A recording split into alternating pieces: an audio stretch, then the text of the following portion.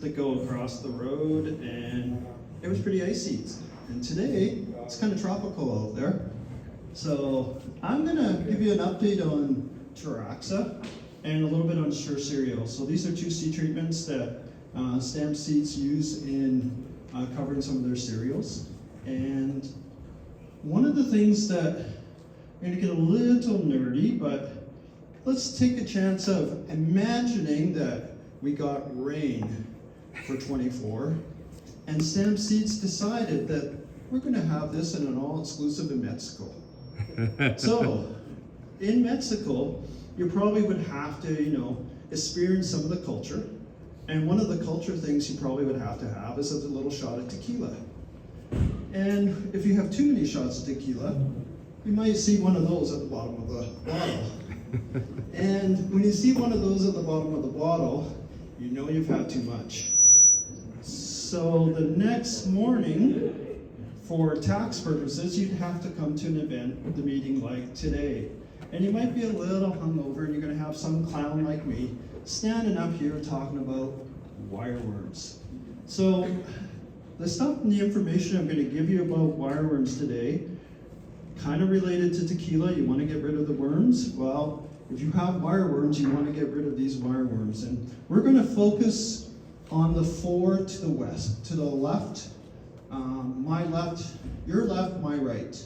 And the first one, when you look at it, is the bicolor. And that is one that's fairly abundant in our soils, not the most abundant, and not the one that does the most damage. But if you start to see patches, and you start to see a little bit of nibbling on leaves, that's gonna be probably a bicolor species. It's not a species that if you put a bait in the ground, that is going to be attracted to a bait. And this is information that Dr. Catton, and I'll show you the document, and I left it with Greg if you want it. It's a really good document from Ag Canada all about wireworms. The next one is the destructor, and it is actually named right. It is 20 times more damaging than the bicolor.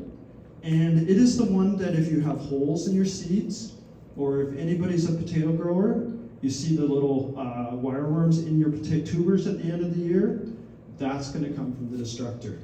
The destructor also can lay over 200 eggs, whereas the other ones are in that 50 to 100 egg range of the four that are popular in the prairies.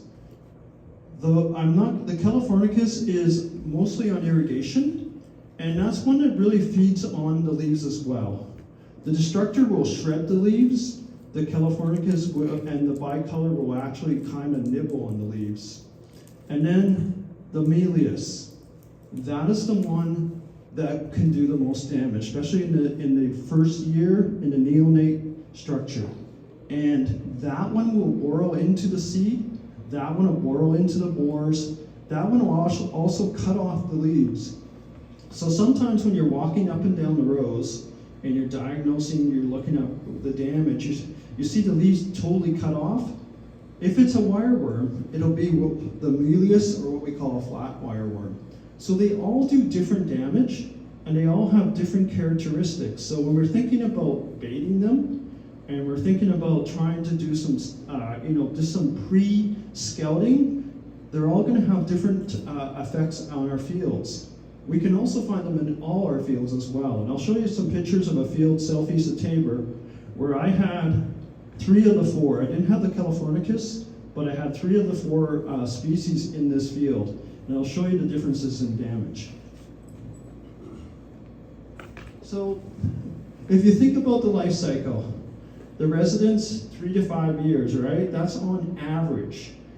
In a stressful condition, a destructor has been found to last 11 years in the soil. That's a long time. That'll go probably past 2 rotations, right? So 11 years. Some of the other ones can be 1 to 2 years. So over winter, probably anywhere from 50 to 75 centimeters deep in the soil. And then as the soil temperature rises, the different species will come to the surface. So some will come as early as 4 degrees Celsius. Some, like the destructor, will want it warmer and be closer to 10 degrees Celsius. So when you're thinking about baiting again in the spring with some boat baits or anything that will release CO2, which is what attracts them to the surface, we're probably seeding at the same time. And they will be attracted anywhere from 10 to 20 centimeters deep in the soil up to the surface to come in contact with that, with the seed. So when we think about the resident population, which are the larvae on the bottom, they will come up and feed, and certain species like the destructor do not have to feed every year. So if they don't like what you put in the ground, so say you're putting pulses in or you're putting an oil seed in, a destructor, for example, can go 3 years or more without feeding. For us, going more than 3 days without feeding would be pretty difficult. But these guys, if they don't like what they're going to eat, I know when I was growing up, if I saw stew being steamed up in the windows in the wintertime, coming home from school, I would really like to find something else to eat. So I could be a wireworm for a day to avoid stew, but any time else after that, thinking about it for 3 years would be pretty difficult. So when you think about this life cycle and how you're going to manage for those wireworms in your field, you got to think about a seed treatment, and you got to think about something that's going to cover all those different species. So when do we start looking? Well, April to June, we can start looking. We can start even baiting if you want, or we start looking at emergence. We want to be looking at the symptomology, and the symptomology will be a little different by species. So depending on where you're looking at root clipping, or you're looking at actual whole leaves or stems actually cut right off, or burrowing into the seed, or into the actual leaves, or the yellowing of the leaves, that's all symptoms of all the different species of wireworms. Another one, which is the bicolor, you can see those patches. If those patches were a little bigger, we probably would think they're more cutworms than wireworms.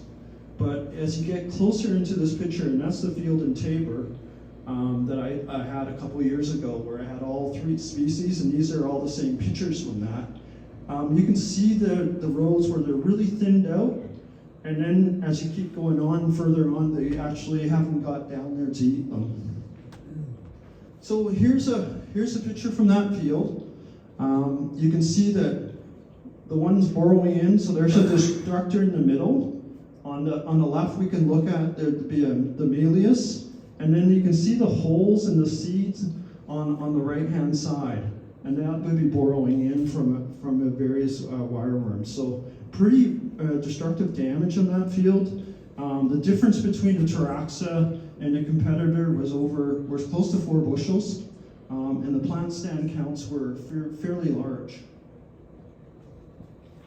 So here's some pictures, again, looking at the resident wireworm. So this is the difference in size. So the destructors are on the left. It's almost an inch long. So the way to identify any of the wireworm species is they will have 2 sets of 3 legs on each side. So if they have more than 3 legs on each side, it's not a wireworm. It's not a true wireworm, and it's not a wireworm that's going to do damage. If you look at the size, the smaller ones, so the neonates, the year 1s, they're the ones that are going to do the most damage. So a species like the Melius, they will actually eat each other if they can't find the right food. So they will actually reduce their own population, and they will lay eggs probably every 1 or 2 years. So they're very, very quickly through the life cycle. So if we think about, if we left 3 years untreated with wireworms, we started out with, say, 10 wireworms, and then we get the adult click beetles. You know, depending on the species, we can lay anywhere from 50 to 900 eggs. But we'll say we're working with ones that are laying about 50 eggs. 20% of those wireworms can become adults next year. So after 3 years, we've gone from 100 eggs laid to well over 10,000 eggs laid. So we can really, that population can really, really increase. So when we think about Taraxa and a group 30 insecticide, we have the ability, when it's put on the seed, to control not only just the 1 wireworms, but all the 4 and actually the 5 common wireworms in the prairies. So it'll eliminate the wireworms very, very rapidly as they come into contact, typically within 12 hours, and then allow that seed to take off and continue to grow. The other part about the Taraxa is a premix with 4 different actives for a fungicide, so it gives you total protection against any seedling diseases, such as Fusarium, Pythium, Cochleobolus, or Rhizoctonia. And it covers all the cereals that you can think of: wheat, barley, rye, triticale, oats.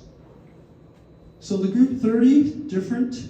Right now, it's the only one on the marketplace.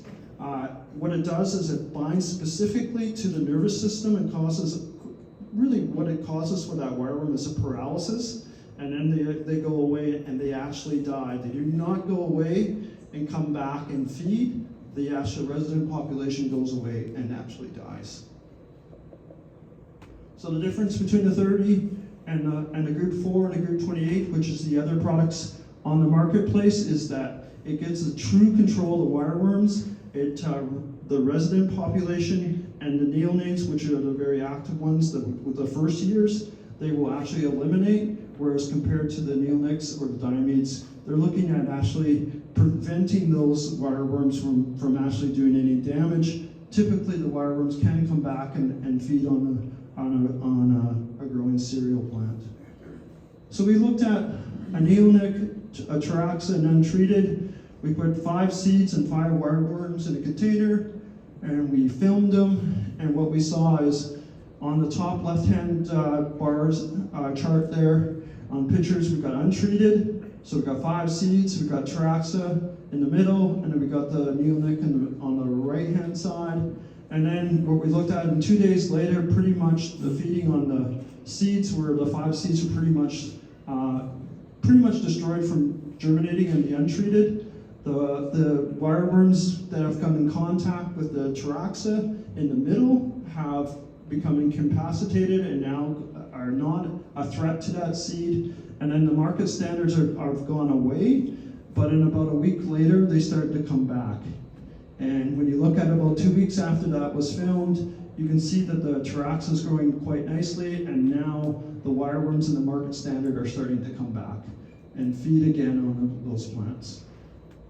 So when we look at plant stands and we look at counts, one of the things that Dr. Bob Vernon and Will Herc did out in Agassiz is they actually had containers where they actually looked at measuring the total amount of wireworms before and after. And what they found with Taraxa versus untreated, neonics and diamides, is that you would see that the number of population would be greatly reduced, and the number of wireworms as a threat going forward would be greatly reduced by the use of Taraxa versus our competitors. And one of the research studies on the one on the right here in Shaunavon, it was done a few years back, but the Taraxa was versus untreated, and untreated being no insecticide. And we were able to use them in the VI imaging, and you can see that the Taraxa was in the middle, and the untreated was with no insecticide was on either end of the quarter section. And you can really see the difference in the vegetation growth. And this was taken in about early July, and he ended up yielding about 2.5, 3 bushels better for the middle versus the other 2 spots. So to complement the overall insecticide, the Ensure Cereal FX4 is the 4 components for the fungicide activity, so it provides protection not only against Fusarium, Rhizoctonia, Cochleobolus, and Pythium. The addition of the group 7 Xemium allows the seed treatment to move into that seed very consistently and quickly. The Excellence, the group 11, gives that vigor, that pop-up effect. And so if you're looking at, whether you're looking at Taraxa and you needed a wireworm protection, or you just need a good premium product for your fungicide for protection against your seed, Ensure Cereal can do that as one of the things that I know Ryan's in the room here, and Ryan's does a lot of work, had done a lot of work up in the Highway 2 corridor, where a lot of barley's growing. And one of the real strengths in the barley market with Ensure Cereal is a smut protection. So if you're in an area where you're growing some barley and you want to have something that's going to give you true smut protection and false loose smut protection, Ensure Cereal really is a a leader in this area in protection and fungicides. So we also provide 3 modes of action on 3 different ingredients for targeting seed-borne or soil-borne fusarium. Use rates, not that you're going to have to worry about this, but whether it's Traxxer and Sure Cereal, 300 mils for 100 kgs, various packaging sizes, whether it's cases, drums, totes. And at the end of the day, this is the same field that we saw earlier. It is very highly effective. Traxa is the leading standard for controlling wireworms, with a premium product for providing fungicide protection in your cereals. So if you're getting treatments done and buying certified seed from the Stamps family, the option of having Traxa if you've got wireworms, or Sure Cereal if you need a good fungicide protection, is available. So with that, I will take any questions. Yeah, there's time for questions, so feel free. And when you use this chemical for wireworms, how many years you kind of clean up? Well, how many years, if you use it once, how many years will it take to clean up your problem? Or? So you're going to clean up the residents, but you're also going to have to then, next year, the click beetles come in, you're going to have to control those because they're going to lay eggs. So if you go back to the life cycle,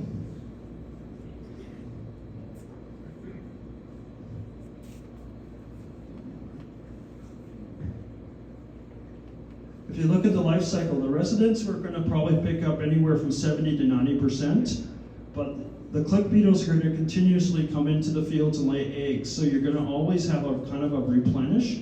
What you're going to do is you're going to reduce the resident population and reduce the ability to have eggs and species in there, but you're not going to eliminate or eradicate them. So then the question is, how many times do you want to use Traxa as a wireworm? You pretty much want to use it in a rotation where you're probably using it 1 or 2 times in 4. You don't want to use it continuously every year unless you have a severe wireworm problem, but this will help reduce that population, but you're always going to have click beetles coming in to add to it, unfortunately. And the Traxa won't be there because what happens, these eggs are laid in the summertime, they'll come in and feed on the hares. Now, if you're going to put in a fall crop in a field that you have a severe wireworm problem, we often think that maybe we can skimp a little bit on a rye or triticale or winter wheat. But if you have a problem with wireworms, they'll then start feeding if the soils are warm in September and start feeding on the winter crops.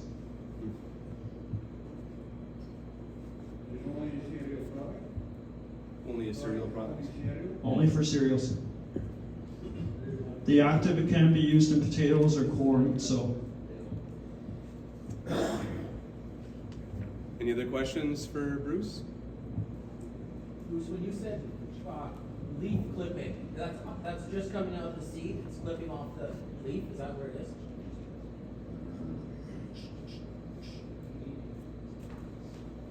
So if you look, and you can come up and have a look at it, you can see it either clipping or shredding from the actual wireworms on the right-hand side. So if you follow the middle seed there that's got the hole in it, you can see that brownness, that's where the actual wireworm can actually clip it, can eat it above the ground, one species, the destructor, or they can shred it as it's coming through the ground.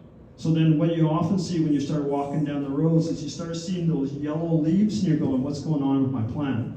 Now, if it's just yellow and there's no shredding or hole in the leaves, then it's probably something else, nutrient frost.